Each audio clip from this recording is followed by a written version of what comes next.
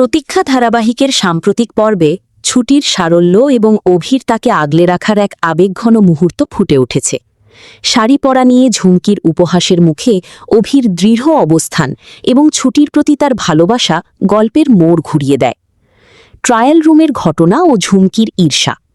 ধারাবাহিকের এই পর্বে দেখা যায় ছুটি শাড়ি পরার জন্য ট্রায়াল রুমে ঢোকে এবং অভি বাইরে অপেক্ষা করতে থাকে। তাদের মধ্যেকার রোম্যান্টিক কথোপকথন আড়াল থেকে শুনে ঝুমকি ঈর্ষায় জ্বলে ওঠে। যখন ছুটি শাড়ি ঠিকমতো পরতে না পেরে অদ্ভুতভাবে বেরিয়ে আসে, তখন ঝুমকি তাকে জোকার বলে বিদ্রূপ করে এবং ঠাম্মির কাছে তাকে হাসির পাত্র করার পরিকল্পনা করে।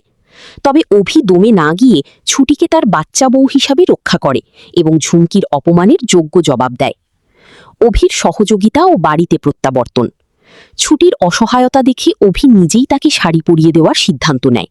ট্রায়াল রুমের ভেতরে অভির এই যত্ন ছুটিকে লজ্জিত ও আবেগপ্রবণ করে তোলে, যা দেখে ঝুমকি আর সহ্য করতে না পেরে সেখান থেকে চলে যায়। এরপর অভি ছুটিকে নিয়ে বাড়িতে ফেরে।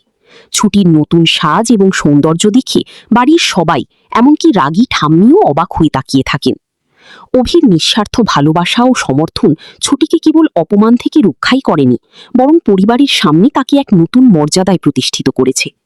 ঝুমকির ষড়যন্ত্র আপাতত ব্যর্থ হলেও অভির এই রোম্যান্টিক ভঙ্গি গল্পের আগামী পর্বগুলোতে নতুন রসদ যোগাবে।